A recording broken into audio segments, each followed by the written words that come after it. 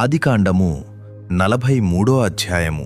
ఆ దేశమందు కరవు భారముగా ఉండెను గనుక వారు ఐగుప్తు నుండి తెచ్చిన ధాన్యము తినివేసిన తరువాత వారి తండ్రి, మీరు మరల వెళ్ళి మన కొరకు కొంచెము ఆహారం కొనుడి అని వారితో అనగా, యూదా అతని చూచి, ఆ మనుష్యుడు మీ తమ్ముడు, మీతో ఉంటేనే గాని మీరు నా ముఖము చూడకూడదని మాతో గట్టిగా చెప్పెను. కాబట్టి నీవు మా తమ్ముని మాతో కూడా పంపిన ఎడల మేము వెళ్ళి నీ కొరకు ఆహారము కొందుము, నీవు వానిని పంప నొల్లని ఎడల మేము వెళ్ళము. ఆ మనుష్యుడు మీ తమ్ముడు మీతో లేని ఎడల మీరు నా ముఖము చూడకూడదు అని మాతో చెప్పెనెను. అందుకు ఇశ్రాయేలు, మీకు ఇంకొక సహోదరుడు కలడని మీరు ఆ మనుష్యునితో చెప్పి నాకు ఇంత శ్రమ కలుగజేయనేలా? అనగా వారు, ఆ మనుష్యుడు మీ తండ్రి ఇంకా సజీవుడయ్యున్నాడా, మీకు సహోదరుడు ఉన్నాడా అని మమ్మును గూర్చియు మా బంధువులను గూర్చియు ఖండితముగా అడిగినప్పుడు మేము ఆ ప్రశ్నలకు తగినట్టు అతనికి వాస్తవము తెలియచెప్పితిమి. మీ సహోదరుని తీసుకుని రండి అని అతడు చెప్పునని మాకెట్లు తెలియననిరి. యూదా తన తండ్రి అయిన ఇశ్రాయేలును చూచి, ఆ చిన్నవానిని నాతో కూడా పంపుము, మేము లేచి వెళ్ళుదుము. అప్పుడు మేమే కాదు, నీవును మా పిల్లలును చావక బ్రతుకుదుము. నేను అతని గూర్చి పూటపడుదును, నీవు అతని గూర్చి నన్ను అడుగవలెను. నేను అతని తిరిగి నీ యొద్దకు తీసుకొని వచ్చి నీ ఎదుట నిలువబెట్టని ఎడల ఆ నింద నా మీద ఎల్లప్పుడూ గుండును. మాకు తడవు కాకపోయిన ఎడల ఈ పాటికి రెండవ మారు తిరిగి వచ్చియుందుము అని చెప్పగా, వారి తండ్రి అయిన ఇశ్రాయేలు వారితో, అట్లైన మీరీలాగు చెయ్యుడి. ఈ దేశమందు ప్రసిద్ధములైనవి అనగా కొంచెము మస్తకి, కొంచెము తేనె, సుగంధ ద్రవ్యములు, బోళము, పిస్తాచకాయలు, బాదముకాయలు మీ గోనెలలో వేసుకొని ఆ మనుష్యునికి కానుకగా తీసుకొనిపోవుడి. రెట్టింపు రూకలు మీరు తీసుకొనుడి.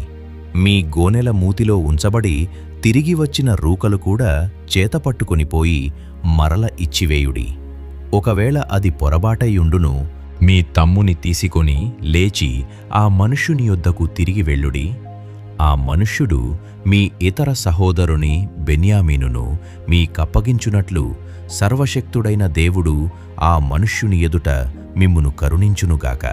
నేను పుత్రహీనుడనై ఉండవలసిన ఎడల పుత్రహీనుడనగుదును అని వారితో చెప్పెను. ఆ మనుషులు ఆ కానుకను తీసుకొని చేతులలో రెట్టింపు రూకలను తమ వెంట బెన్యామీనును తీసుకొని లేచి ఐగుప్తునకు వెళ్ళి యోసేపు ఎదుట నిలిచిరి. యోసేపు వారితోనున్న బెన్యామీనును చూచి తన గృహనిర్వాహకునితో, ఈ మనుషులను ఇంటికి తీసుకునిపోయి ఒక వేటను కోసి వంట సిద్ధము చేయించుము. మధ్యాహ్నమందు ఈ మనుషులు నాతో భోజనము చేయుదురు అని చెప్పెను. యోసేపు చెప్పినట్లు అతడు చేసి ఆ మనుష్యులను యోసేపు ఇంటికి తీసుకొనిపోయెను. ఆ మనుష్యులు యోసేపు ఇంటికి రప్పింపబడినందున వారు భయపడి, మొదట మన గోనెలలో తిరిగి పెట్టబడిన రూకల నిమిత్తము అతడు మన మీదికి అకస్మాత్తుగా వచ్చి మీదపడి మనలను దాసులుగా చెరపెట్టి మన గాడిదలను తీసుకొనుటకు లోపలికి తెప్పించెననుకొనిరి. వారు యోసేపు గృహనిర్వాహకుని యొద్దకు వచ్చి ఇంటి ద్వారమున అతనితో మాటలాడి, అయ్యా, ఒక మనవి. మొదట మేము ఆహారము కొనుటకే వచ్చితిమి. అయితే మేము దిగిన చోటికి వచ్చి మా గోనెలను విప్పినప్పుడు ఇదిగో మా రూకల తూనికెకు సరిగా ఎవరి రూకలు వారి గోనెమూతిలో నుండెను. అవి చేతపట్టుకొని వచ్చితిమి. ఆహారము కొనుటకు మరి రూకలను తీసుకొని వచ్చితిమి.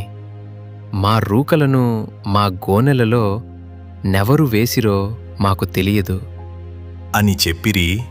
అందుకతడు, మీకు క్షేమమగునుగాక. భయపడకుడి.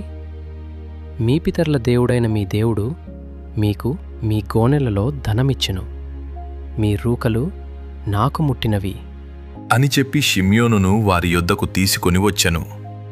ఆ మనుష్యుడు వారిని యోసేపు ఇంటికి తీసుకొని వచ్చి వారికి నీళ్ళియ్యగా వారు కాళ్ళు కడుగుకొనిరి.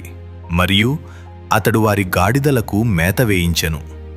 అక్కడ తాము భోజనము చేయవలెనని వినిరి గనుక మధ్యాహ్నమందు యోసేపు వచ్చువేళకు తమ కానుకను సిద్ధము చేసిరి. యోసేపు ఇంటికి వచ్చినప్పుడు వారు తమ చేతులలోనున్న కానుకను ఇంటిలోనికి తెచ్చి అతనికిచ్చి అతనికి నేలను సాగిలపడిరి.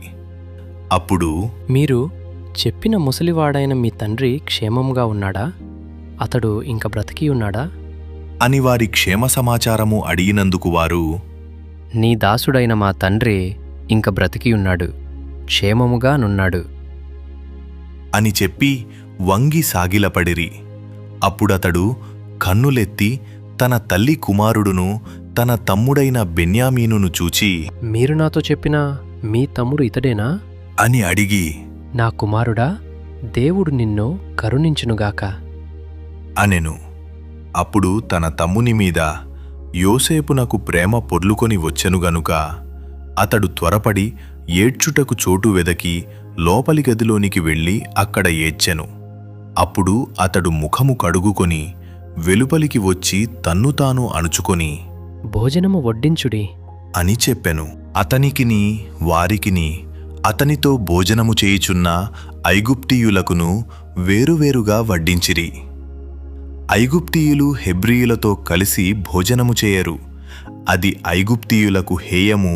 జ్యేష్ఠుడు మొదలుకొని కనిష్ఠుని వరకు వారు అతని ఎదుట తమ తమ ఏడు చొప్పున కూర్చుండిరి గనుక ఆ మనుష్యులు ఒకనివైపు ఒకడు చూచి ఆశ్చర్యపడిరి. మరియు అతడు తన ఎదుట నుండి వారికి వంతులెత్తి పంపెను. బెన్యామీను వంతు వారందరి వంతుల కంటే 5 అంతలు గొప్పది. వారు విందు ఆరగించి అతనితో కలిసి సంతుష్టిగా త్రాగిరి.